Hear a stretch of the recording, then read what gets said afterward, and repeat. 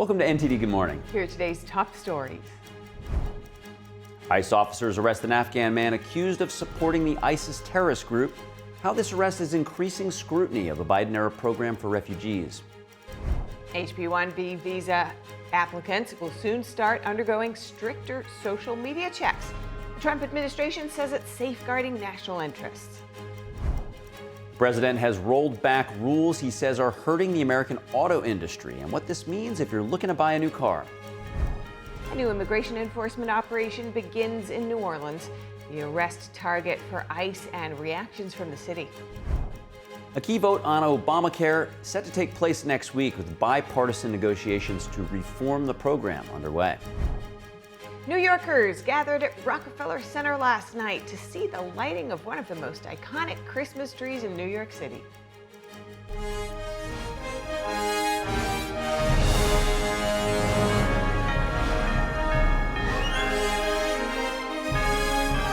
This is NTD Good Morning, live from our global headquarters in New York City. Here are Stephanie Cox and Carrie Dunst. Good morning. Thanks for joining us. Today is Thursday, December 4th. You're watching NTD Good Morning.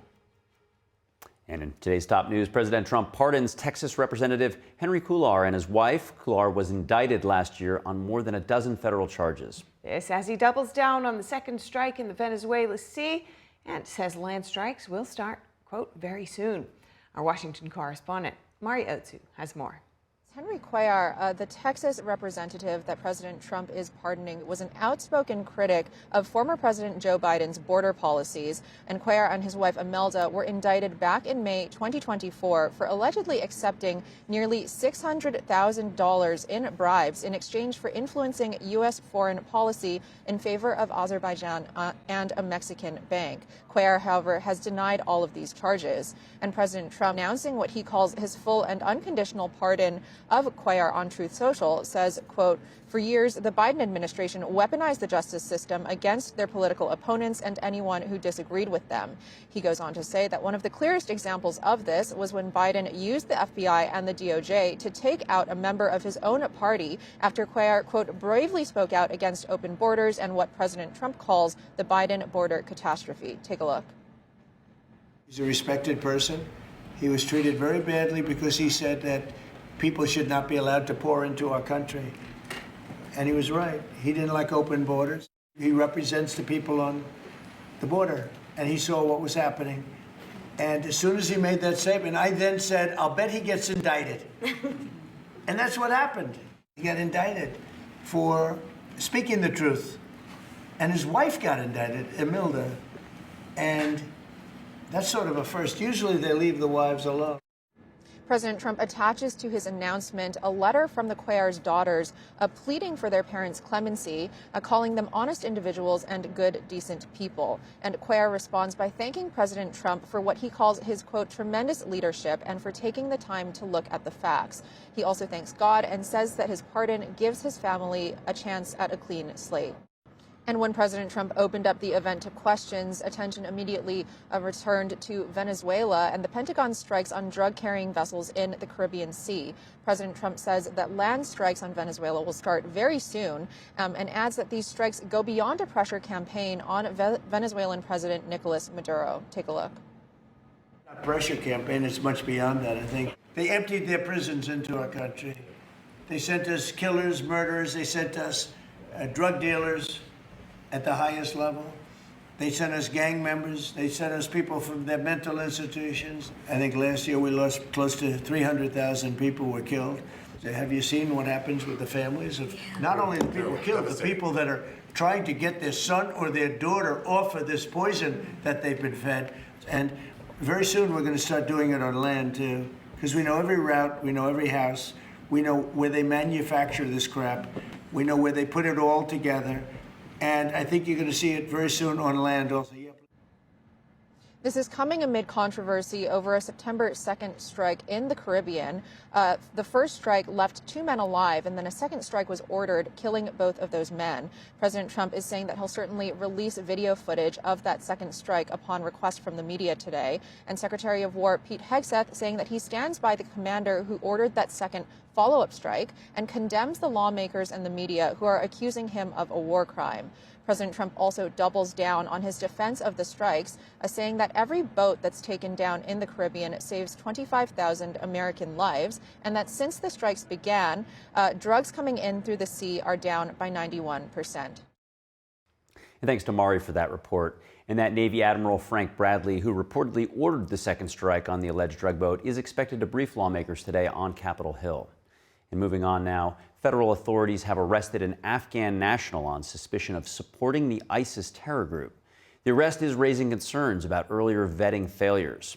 Homeland Security says Yansha Safi entered the U.S. through Operations Allies Welcome, former President Biden's program for Afghan refugees after the Taliban takeover in 2021. ICE agents apprehended Safi yesterday in Virginia. The DHS says Safi provided support to a regional branch of ISIS and also supplied weapons to his father, a militia commander in Afghanistan. The arrest comes days after two other Afghan nationals, one accused in a deadly National Guard shooting and another charged with making bomb threats, were taken into custody. The DHS says both men had also entered the country under Operation Allies Welcome. Meanwhile, applicants of H-1B visas for highly skilled workers will soon need to go through stricter social media vetting. The State Department is rolling out new online presence reviews for all H-1B visa applicants. The department announced yesterday all H-1B applicants and their dependents will have to make their social media profiles public. The new rules go into effect on the 15th of this month. The department says the expanded screening is meant to safeguard national interests and to make sure each applicant can credibly prove visa eligibility. H-1B visas allow U.S. employers to hire foreign workers in specialty fields and are crucial for tech companies in the U.S., which recruit heavily from countries including India and China. The new rules direct consular officers to search career resumes and LinkedIn profiles for any role that could be linked to censorship or online content control. Applicants found responsible for suppressing protected expression in the U.S. could now be deemed ineligible for a visa. And federal agents have launched a coordinated immigration operation across the New Orleans area with the goal of arresting 5,000 illegal immigrants. Officials say they're targeting illegal immigrants accused of violent crimes. The Department of Homeland Security says the operation is prioritizing illegal immigrants who were released after previously being locked up in local jails. The FBI says assaults or attempts to impede immigration enforcement would bring consequences.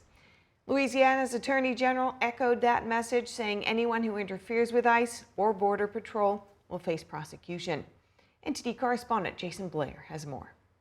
Catalua Crunch, which we are launching today down in New Orleans, we're first and foremost really focusing on those worst of the worst criminals. The Department of Homeland Security launches the latest federal immigration enforcement operation in the city of New Orleans. DHS Assistant Secretary Tricia McLaughlin says that ICE is specifically prioritizing illegal immigrants who were previously in local jails. Because New Orleans functions as a sanctuary city, those individuals were not released to ICE. They were instead released back onto New Orleans streets. McLaughlin says that the operation will continue, whether it be 5,000 arrests or more. The DHS released information on some of the people they are targeting, saying sanctuary policies endanger American communities by releasing illegal criminal aliens and forcing DHS law enforcement to risk their lives to remove criminal illegal aliens that should have never been put back on the streets. DHS Secretary Kristi Noem says that Operation Catalua Crunch will remove the worst of the worst from New Orleans, Louisiana,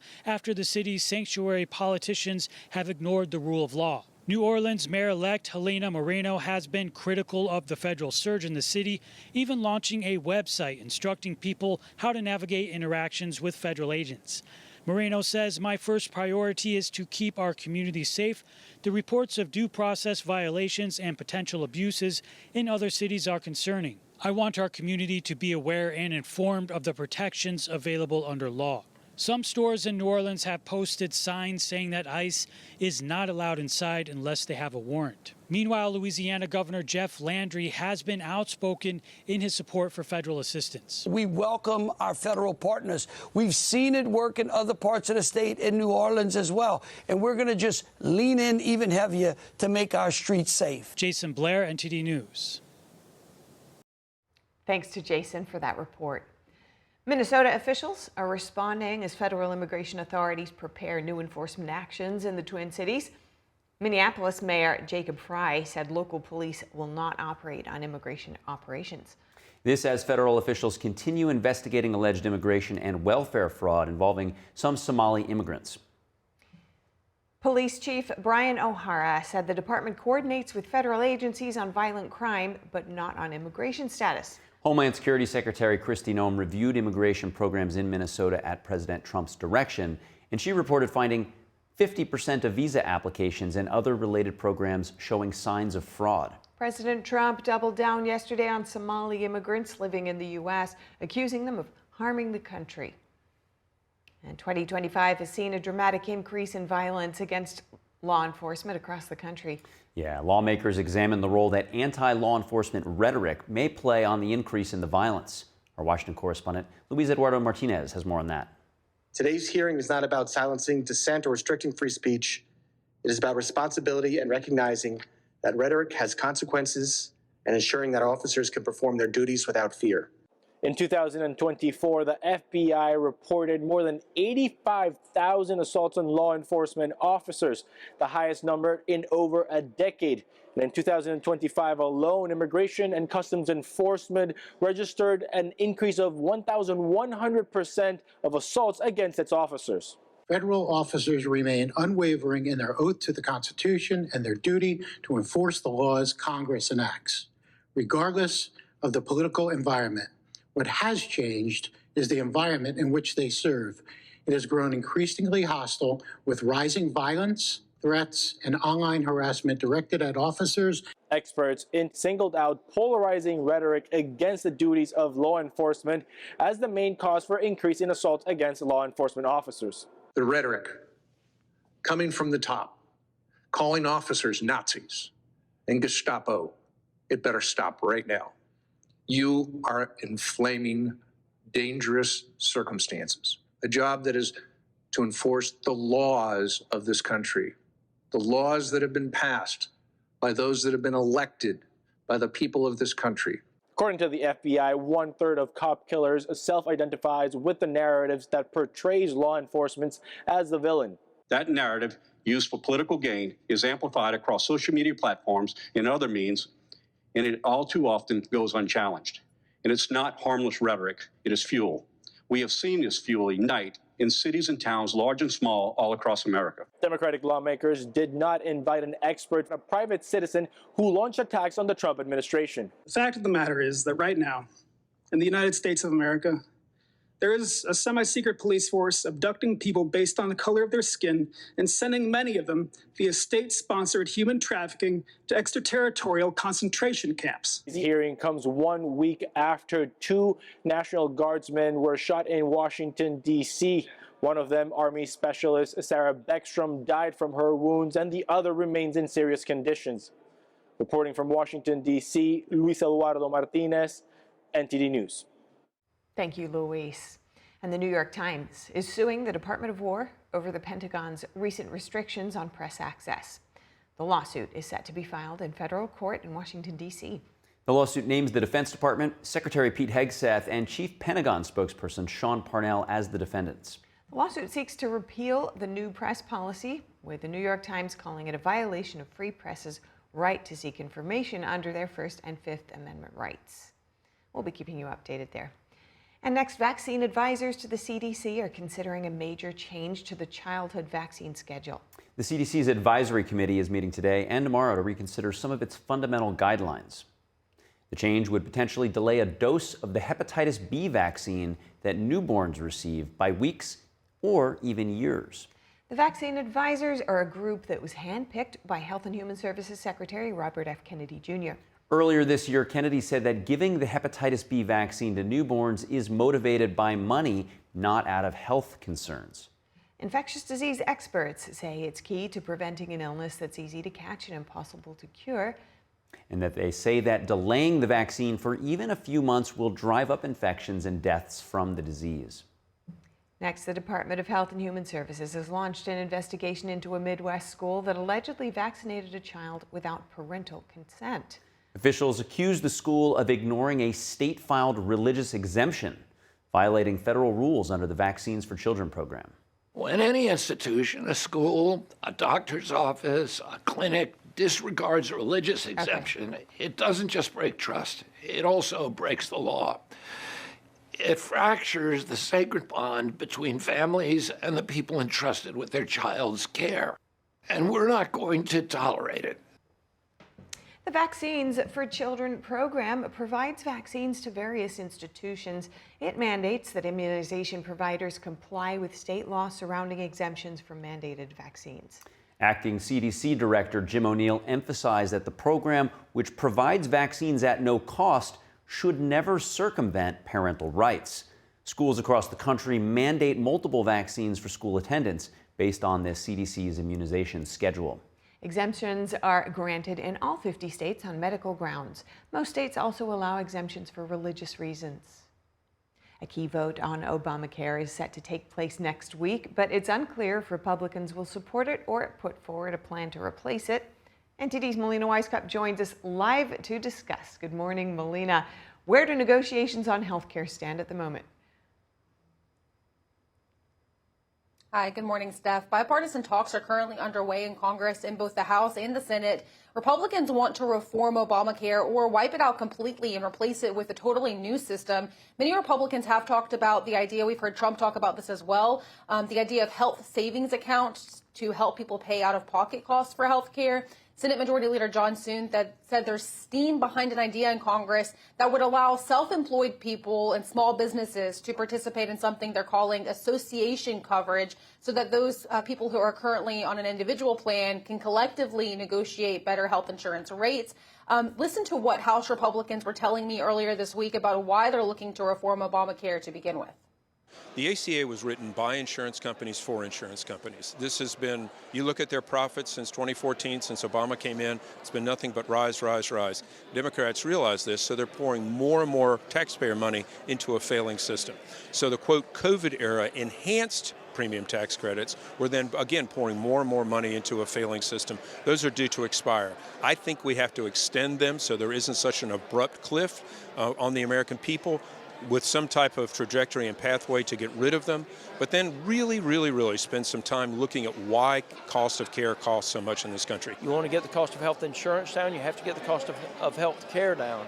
So getting all of those middlemen out of the equation is one of the things that we want to do. The other thing that we have to do is get more competition into the insurance market. But as it stands right now, Steph, Republicans as a whole have not put forth a solid plan on paper to counter Democrats who want to extend Obamacare as it is, with the extra tax subsidies included that were created during the COVID-19 pandemic. They want to extend those subsidies in the program Obamacare for the next 3 years. Remember when those handful of Democrats voted with Republicans to reopen the government earlier this month, they were promised a vote on extending Obamacare by the second week of December. That's next week, and Republicans are saying that an extension of Obamacare may be needed while they ultimately find a deal that can get a bipartisan deal that can get the 60 votes that's needed to pass the Senate. Yeah, Melina, while the Senate hasn't put forth any solid bipartisan plan, in the House, a bipartisan group of lawmakers have already introduced a proposal you've been mentioning to reform and extend Obamacare. Tell us about that and the level of support. So this is a proposal that would extend those enhanced tax credits through 2027, but it also adds an income cap at $200,000 per year for a family of four. Now, this addresses one issue that Speaker Johnson has pointed out repeatedly that he has with Obamacare. He said that it subsidizes wealthy people's insurance, so creating this income cap could address his concern there. The bipartisan House bill would also address fraud within Obamacare. Now, the fact that it addresses these two main issues that are usually big factors for Republicans, it means it could gain some steam over the next couple of weeks. The authors of this bill, Josh Gottheimer, a Democrat from New Jersey, and the Republican Jen Kiggins from Virginia, will speak to press at 9:30 this morning about where they're planning to move forward with this proposal, Steph. I'm sure many folks across the country are watching closely as this kind of policy affects so many people. Thank you so much for your time this morning, NTD congressional correspondent Melina Weisskopf. And up ahead, the U.S. restricts visas for Nigerians in connection with Christian killings, and a Haitian gang leader sentenced to life for kidnapping missionaries even including young children.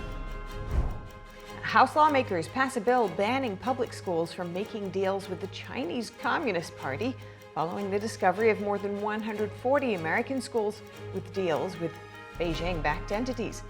That and more after this.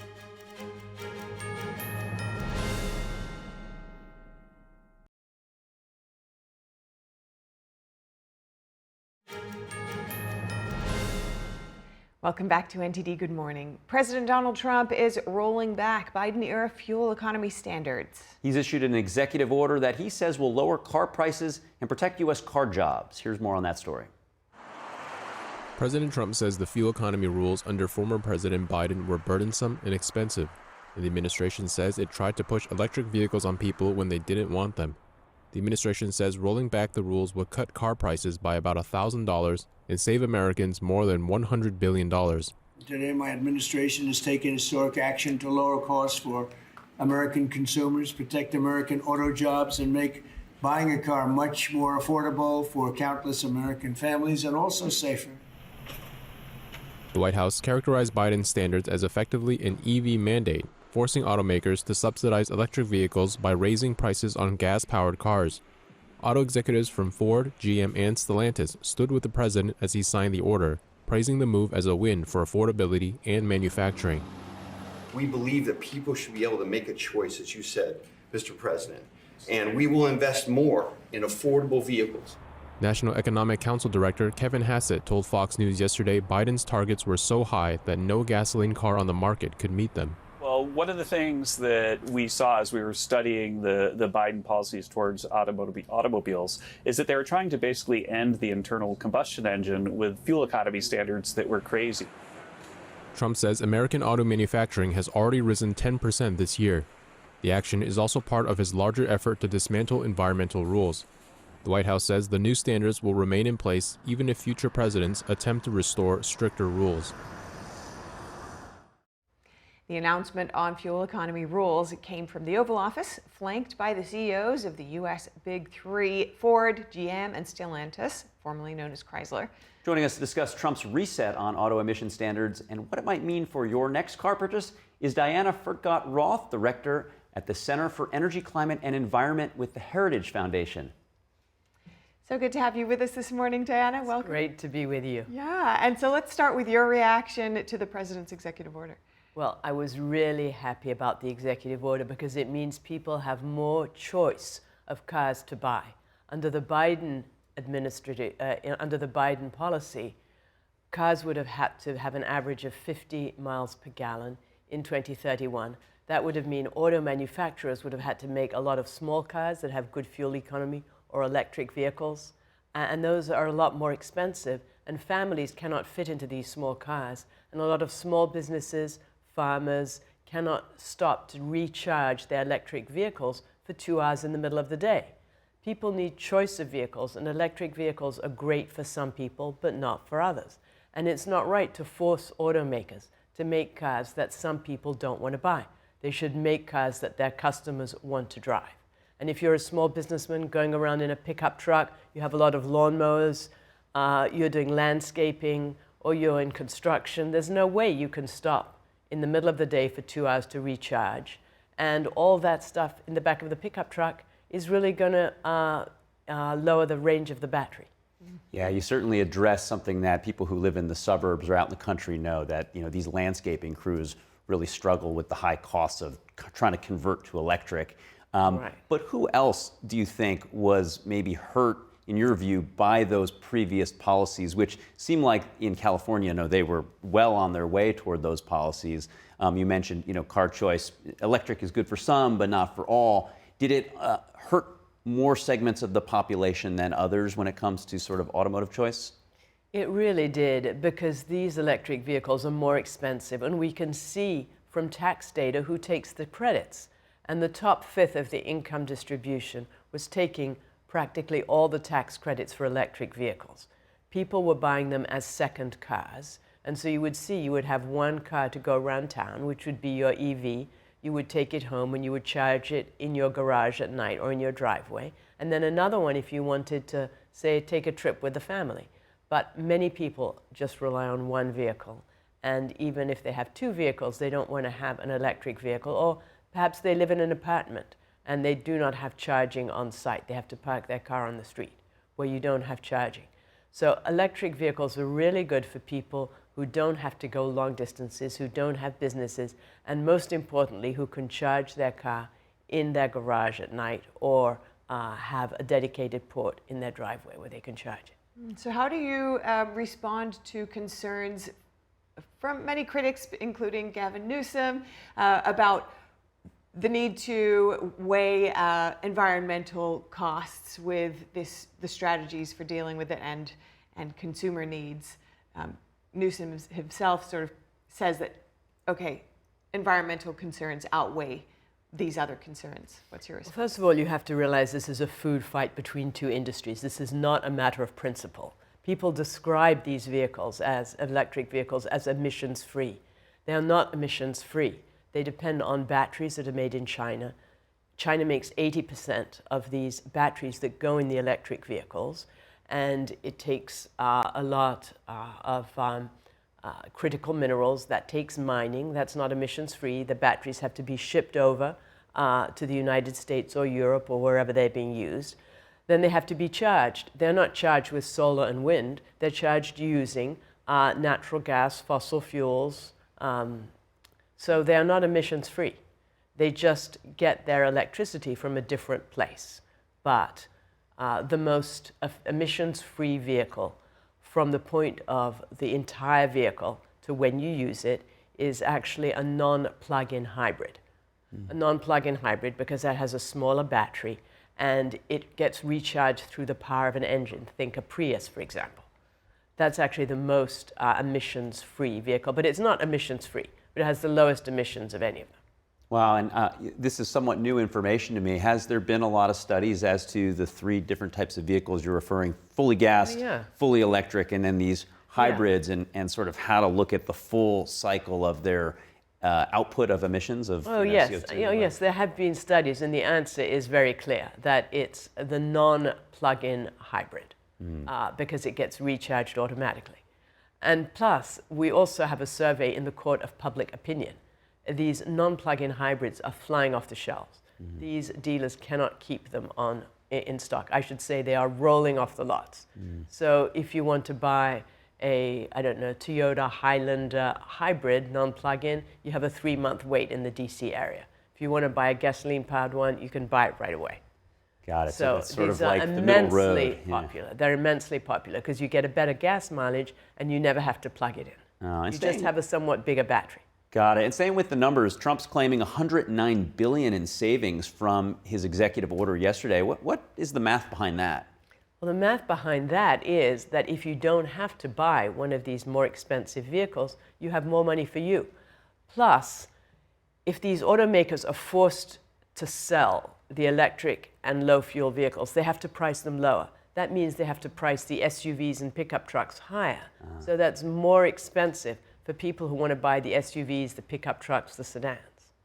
So all in all, this raises the cost of the entire automotive fleet, including used cars, because if you can't get a new pickup truck at a good price, you're going to buy a used one, but that used one's going to be more expensive because everyone's going to be going after these used pickup trucks.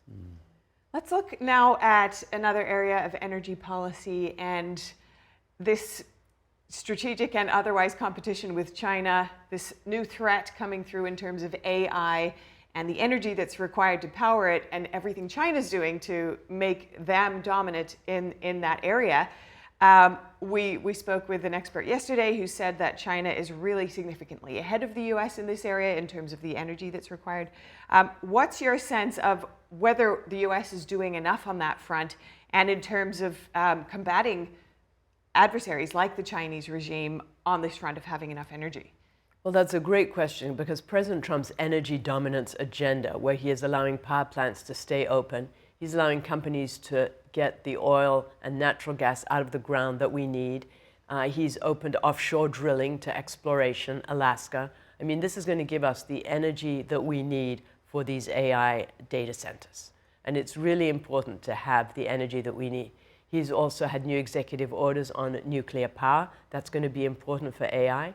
And also geothermal. Geothermal can be used for AI also. Just like you drill an oil well, you can drill a geothermal well. You can put your AI center on top of that, and that gives you what you need. And it's really important because China is building 2 coal-fired power plants a week. We say here we're helping the environment, but if we stopped using all fossil fuels right away, that would only make a difference of 0.2 of 1 degree centigrade by the year 2100. Why? Because China, India, all these other countries are emitting masses of fossil fuels, masses of emissions. No one is stopping them. And it's really important that we have President Trump's energy dominance agenda where we allow producers to make what the market is demanding. And the data centers and AI are demanding a lot of electricity. Under President Biden, we could not do that. Such a fascinating discussion. It's not only economic policy, as you point out, it's national security. Dinah Furcott-Roth, thank you so much for joining us today. Fascinating discussion. It's great to be with you. And the U.S. is now moving to restrict visas for Nigerians and their family members involved in mass killings and violence against Christians. NTD's Daniel Monahan has more on the step, which with the State Department announced just yesterday. Have a look. President Trump recently singled out Nigeria for the killing of Christians by what he called radical Islamists. Last month, Trump also said he has ordered the Pentagon to begin planning for potential military action in Nigeria following the reports of Christian persecution. Secretary of State Marco Rubio wrote on X yesterday that the United States is taking decisive action in response to the mass killings and violence against Christians in Nigeria and beyond. He says the State Department will restrict U.S. visas for those who knowingly direct, authorize, fund, support, or carry out violations of religious freedom. This visa policy applies to Nigeria and other governments or individuals that persecute people for their religious beliefs, and that the restrictions are in line with a new policy under the Immigration and Nationality Act. The move follows the designation of Nigeria by the U.S. as a country of particular concern under the International Religious Freedom Act last month. An estimated 50,000 Christians have been killed in Nigeria since 2009, including roughly 7,000 in just the first half of 2025. Most of the violence is attributed to terrorist group Boko Haram and Fulani ethnic militants. The ongoing persecution has drawn growing attention from U.S. lawmakers and others. Nigeria's population of about 220 million people is split almost equally between Christians and Muslims. And an alleged Haitian gang leader who orchestrated the 2021 kidnapping of 16 American Christian missionaries has been sentenced to life in prison. 34-year-old Jolie Germain, known as Yon Yon, directed the hostage-taking from a Haitian prison, targeting members of Christian aid ministries, including 5 children. The missionaries were returning from a visit to an orphanage when kidnappers forced their bus to stop. He held a family, young children, 6 years old, 3 years old, and 8 months. Held them for 62 days. The gang demanded $1 million per hostage or Germain's own release. The hostages were held at gunpoint, but eventually managed to escape. A federal jury convicted him on 16 counts of hostage-taking and conspiracy. Germain was already serving 35 years for gun trafficking and laundering ransom money for his alleged gang 400 Mawozo, one of Haiti's most violent criminal groups. Daniel Monahan, NTD News. No CCP money for K-12 public schools. House lawmakers just passed a bill that would ban public K-12 schools from taking money or signing contracts with the Chinese Communist Party if they want to keep getting federal funds. Republican sponsor David Joyce says more than 140 American K-12 schools had made deals with Beijing-backed entities, often called Confucius classrooms, and that paid for teacher exchanges and curriculum, but with a catch. These teachers can also be terminated if the CCP deems that they violate Chinese laws or go against the national interest of China. These Confucius classrooms are just another example of the CCP trying to exert influence outside their borders, and the fact that they are targeting our kids should be a significant cause for concern. The bill also requires schools to report any foreign funding or contracts to the Department of Education. It now heads to the Senate. Former Special Counselor Jack Smith has been called to appear before the House Judiciary Committee. In a letter, Chairman Jim Jordan told Smith this over the prosecution of President Trump. Smith investigated President Trump for allegedly meddling in the 2020 election. He eventually brought criminal charges against the president. one related to the election, another for allegedly mishandling classified documents. Both cases were dropped after Trump won re-election. The subpoena also demands all documents and communications related to Smith's time as special counsel. Smith is expected to appear on December 17th. And a California doctor was sentenced to 2.5 years in prison yesterday for illegally supplying the television Friends star Matthew Perry with ketamine, the powerful sedative that caused the actor's drug overdose death in 2023. Here's those details. Dr. Salvador Plasencia, who operated an urgent care clinic outside Los Angeles, pleaded guilty in federal court in July to 4 felony counts of illegal distribution of the prescription anesthetic. He could have faced up to 40 years in prison had he been convicted at trial. He is the first of 5 people to be sentenced in connection with Perry's death, all of whom pleaded guilty. Perry publicly acknowledged a history of substance abuse. He was found by his live-in assistant floating face down and lifeless in the hot tub of his Los Angeles home. An autopsy concluded Perry died from the acute effects of ketamine and other factors that caused him to lose consciousness and drown. Toxicology tests found ketamine in Perry's body at high levels, within a range typically associated with general anesthesia used in monitored surgical care. Up ahead, the U.S. Institute of Peace, renamed after President Trump. The rebranded institute will play host to a pivotal African peace agreement.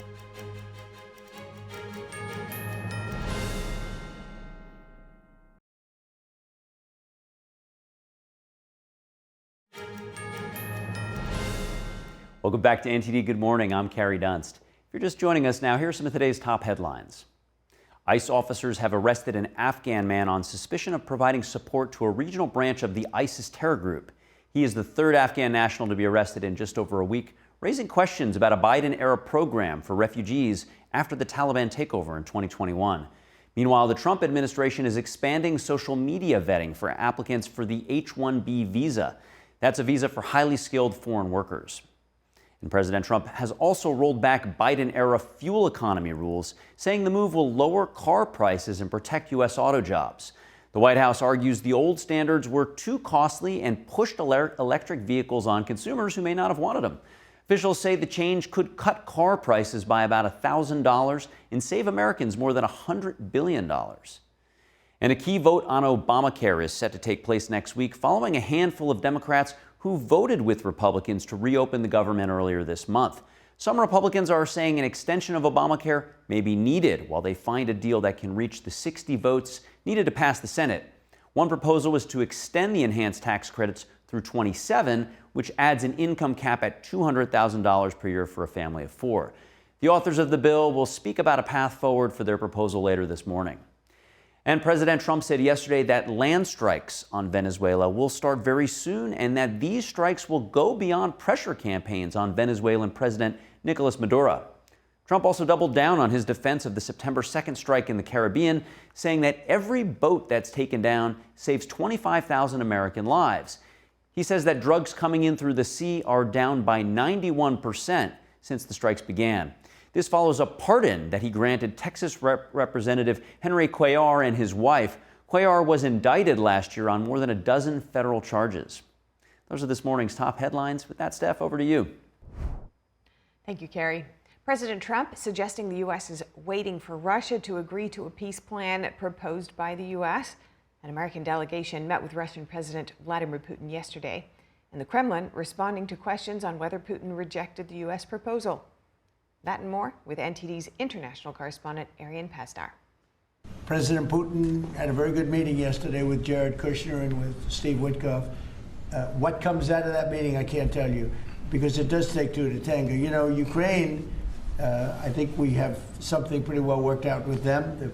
President Trump praising the progress the U.S. negotiating team made at its Tuesday meeting in Moscow. Special Envoy Steve Witkoff and Trump's son-in-law Jared Kushner met with Russian President Vladimir Putin. Secretary of State Marco Rubio told Fox News that the U.S. is making progress with both sides, especially regarding security guarantees for Ukraine.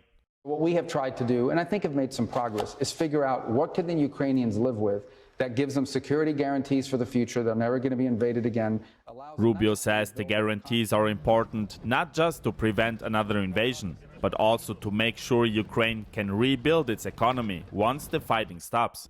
The Kremlin described Tuesday's meeting as constructive, while adding that compromises had not yet been found. But Russia denies reports that Putin rejected the 28-point peace plan put forward by the US.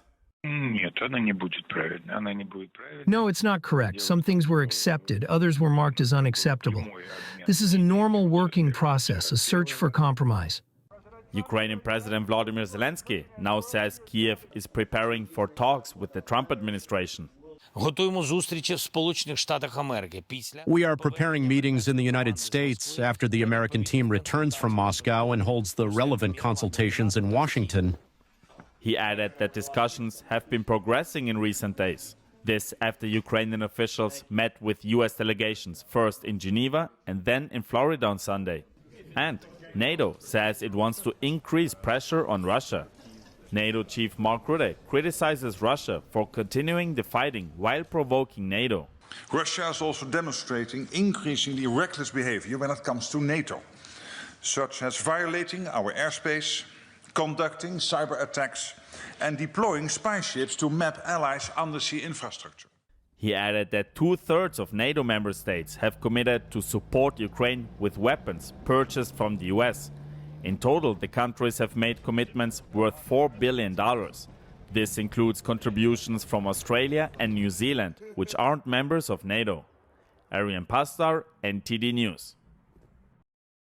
The State Department has formally rebranded the U.S. Institute of Peace as the Donald J. Trump Institute of Peace ahead of a major U.S. brokered signing ceremony. President Trump is set to host leaders from Rwanda and the Democratic Republic of Congo for the peace agreement signing in Washington, a step towards ending decades of conflict. The rebranding follows a turbulent year that included layoffs, legal challenges, and a federal judge ruling against earlier attempts by the administration to install its own leadership. The White House told Fox News the change reflects Trump's peace through strength approach and said the former institute wasted taxpayer funds. The overhaul is one of the most sweeping agency restructures of Trump's second term. Coming up, if you're looking to give to charity this holiday season, the FBI says to double check what charity you're sending your money to. We take a look at how to keep your money out of the hands of scammers. And New Yorkers gathered at Rockefeller Center last night to see the lighting of one of the most iconic Christmas trees in New York City and the world.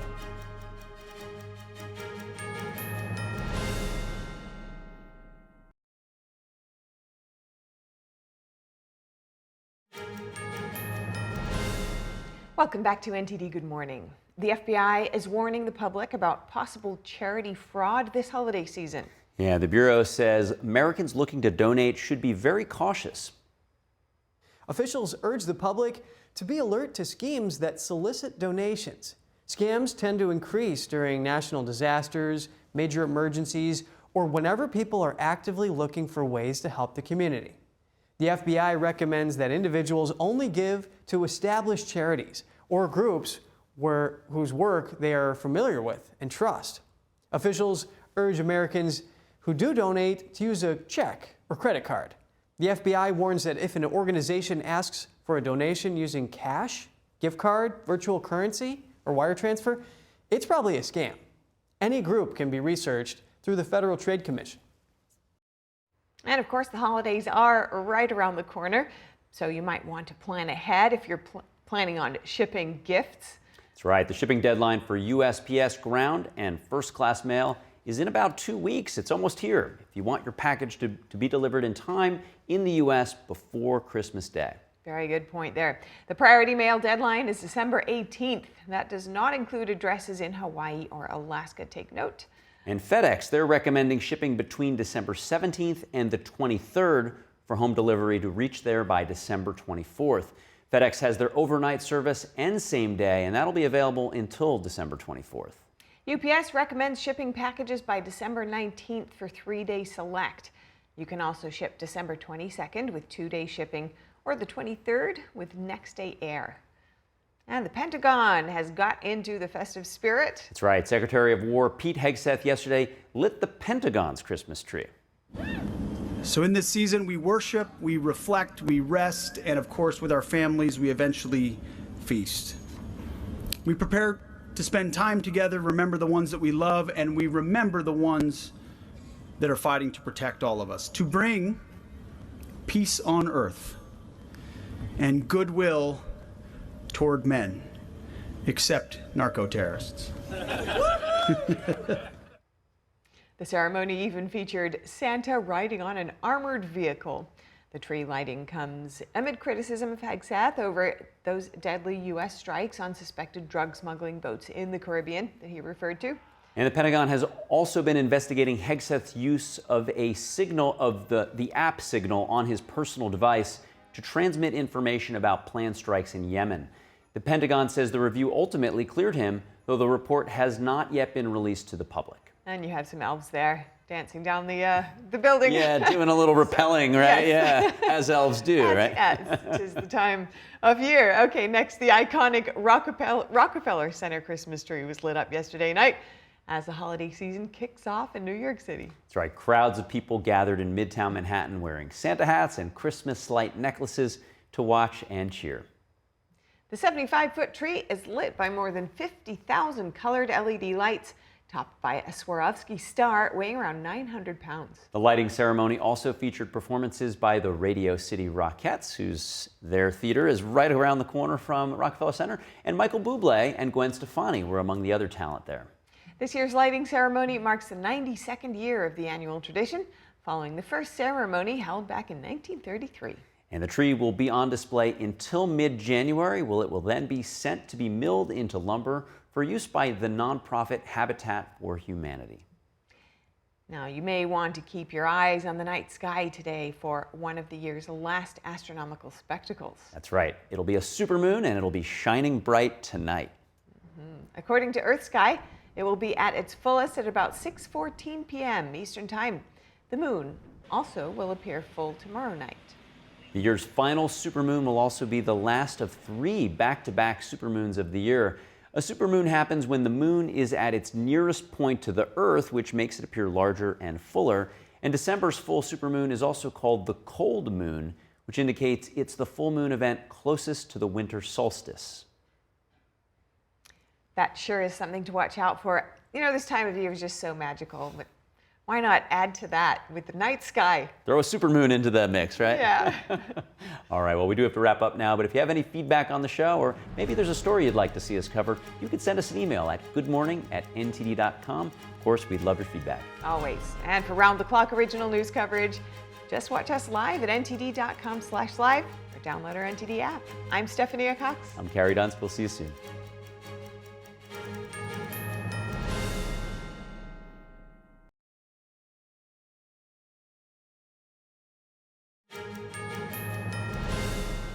Welcome back to NTD Good Morning. The IRS has published its annual inflation adjustments for more than 60 tax provisions for the 2026 year. What does that mean for you and your family? Joining us for Insights is Lawrence Sprung. He's the founder of Midland Financial, and he's also the author of Financial Planning Made Personal. Lawrence, good to have you with us this morning. Yeah, good to be here. Let's start with the main changes that people should know about. Yeah, so I think that the things that people need to be aware of is starting in 2026, we've seen adjustments in the standard deduction. We've seen the income brackets broaden out, and we've seen the highest tax bracket stay the same as at 37%. So I think the important thing for people to know and understand is be aware of what the brackets are, what the standard deductions are for 2026, and start planning now. Don't wait till December 2026 to start planning this, or even April 2027 when you're looking to file your returns. Get started now and have some plan in place for that. And with those changes, maybe you can go a level deeper on what's new, especially as it relates to credits and benefits.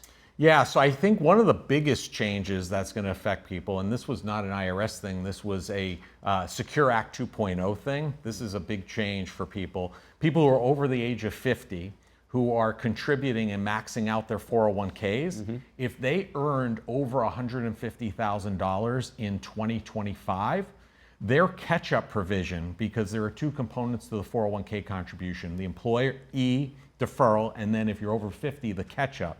If you're over that 150 in 2025, that catch-up's gonna have to go into a Roth component, not the traditional. That's one of the biggest changes that a lot of people don't realize is taking place as of January 1 that I really think they need to be aware of. And what's that implication of having to devote it to a Roth versus other, portfolio opportunities? Yeah, so that $8,000 that would be the catch-up provision can't go in pre-tax. It has to go in post-tax. So it's a way for the government to get more tax revenue. But in essence, I would say this, it's not a bad thing because we're seeing a lot of families who are putting away money pre-tax very heavily. And then when they end up in retirement, all the money that they're pulling out is taxable. So by forcing them to put in after-tax money that's going to grow and be tax-free in retirement, it's really setting them up, I think, to be in a better position too. And let's dig in a little deeper on the changes to the thresholds for middle-income earners to start with. Yeah, so what's happening is, and without going into every bracket, really it's just expanded those numbers in a way that they've raised up those limits. So essentially, at the end of the day, those middle income earners, if their situation stays the same, they should be at the same or if not less taxable income in 2026. So it's really setting them up in a way because the IRS is increasing those brackets because of inflation and the hope that people's incomes are also increasing as well. And so we're kind of going into a funny position here because most people are not thinking about 2027. They're thinking about what they have to do right now to sort their 2025 filings. But what should they prepare for the following year? What pitfalls might they encounter that if they just have an ounce of prevention now, it's going to make their life easier on the back end? Yeah, I think taxes end up being something that people just do in the rearview mirror, right? So like we're talking about 2025 now. Yeah. Come January, people are going to start getting their documents together and looking backwards as to what happened. And then their accountant or CPA is going to say, hey, this is what you owe or this is what you're getting back. And it's very reactive, based upon what happened. So what we're trying to do is just educate people and say, hey, we know it's not 2026 yet. These changes are coming into place. Don't think of this the same way that you thought about it all along. Go into it with a game plan. And what I would also suggest is don't wait the whole year to check it again, right? If you put a game plan together now for 2026, maybe in June or July when you're halfway through the year, take a look and see where you line up with those brackets. Are there things that you might be missing out on? Should you be thinking about standard deduction versus itemizing? Are there opportunities for you to lower your tax base? Think about that proactively instead of just letting the tax situation happen to you over time. Yeah, and to that point, people oftentimes forget that they're spending out of pocket for things, but that can actually reduce their taxable income. So they need a strategy for that, right? Yeah, I think one of the things, you look at like FSAs and HSAs. HSA is probably one of the most underutilized tools available. For health spending. Yeah. You're buying whatever you buy at the pharmacy, you're not even thinking about it. And it's triple tax-free because you're putting it in tax deferred, it's growing tax-free, and then you're taking it out and not paying any taxes on it either. So it's a huge benefit, and we all need Advil, Tylenol, contacts, Band-Aids. Even just those staples are HSA eligible items that you could be using those tax-free monies to be paying for. Okay, so for people who might be thinking about selling stocks or rental property next year, will these changes impact them? Yeah, so what you have to look at is you want to, capital gains, which is what you're talking about, selling assets like that. You want to look at, those are preferential treatment in terms of taxes. So you're not paying at ordinary income rates. You're paying anywhere between 0 to 20%. And where you are in that range is really dependent upon what your income is for the year. So there may be ways for you to reduce your income and reduce your capital gains exposure. And then during the year, you want to look for opportunities if there are dips in the market. Like in 2025 during Liberation Day, we saw a dip in the market. That could have been an opportunity for people to sell stocks at a loss or sell assets at a loss, maybe even rebuy them 30, 31 days later and take that loss and use it against some of their gains this year. So you have to be a little bit more strategic. Don't just wait to look at your assets in December and see what your gains are and what your losses are. It's something that should be constantly looked at throughout the year. It's interesting because you're a financial planner helping people grow their wealth. And then the accountants say, what works in our office is the opposite of what works in the wealth advisor's office. So because of course you want to minimize your income as much as possible, when claiming what should be taxable. So what kind of strategies do you generally have for people to sort of balance what is kind of a strange irony in that regard? Yeah, so we work hand in hand with families and their accountants, because most of the things that we're advising families on have some sort of tax implication, right? Whenever you're looking at monies and dollars, there's tax implications. So we're working very closely with them to ensure that we're on the same page. So there are certain things like this time of year, we've had some families that have had some significant gains throughout the year. So we're looking again for opportunities to take losses that we might be able to achieve and lower their tax liability. But it is important that, and I think you bring up a good point, that your accountant shouldn't be over here and your financial advisor over here and they never talk or interact. They should be a cohesive unit and working in your best interests, and that's something we coordinate each and every day for the families we work with. In that strategy you're talking about taking losses, it's basically like, do you want the government to decide what to do with your disposable income, or are there things that are near and dear to your heart, since the money's going somewhere one way or the other? So yeah, I mean, listen, there are rules set out, right? And you want to operate within the rules. You pay whatever taxes you owe at the end of the day, but there are rules in place that allow you to have a little control over your taxable income during the year. If you just sit and ride it out, you're not going to be able to take advantage of any of those opportunities. So you want to be proactive, plan accordingly, and make sure that you're taking advantage of all those opportunities that may be afforded to you over time. And so with that in mind, just as the end of the year wraps up, do you have any advice for people out there who are looking at what they can do to really shore up where they're at right now and make the most of things before the end of this month? Yeah, so I mean, they have a couple of weeks left that they might be able to make some changes. So look at your retirement account. If you have not put in enough this year for whatever reason and think you can, you could boost up your contributions this year and start taking advantage of that. Worst case, use the little bit of downtime that we have during the holidays and use it as an opportunity to say, hey, you know what, 2025 is going to be the last year that I'm going to just be along for the ride, and 2026 is going to be a year where I'm going to start proactively planning. And if that's something you can do on your own, great, do it on your own. If you can't, look for a financial fiduciary advisor that can help you and assist you in putting that game plan together so you're maximizing and taking advantage of all these things we're discussing today. Always great advice. Lawrence Sprung from Midland Financial, thanks for joining us. Thank you. We do have to wrap up the show right now. But if you have any feedback or maybe there's something you'd like to see us cover, we want to know. Send us an email at goodmorning@ntd.com. We'd love to hear from you. And for round-the-clock original news coverage, watch us live at ntd.com/live or catch us on our app. I'm Stephanie Cox. Gary Dunst, have a great day.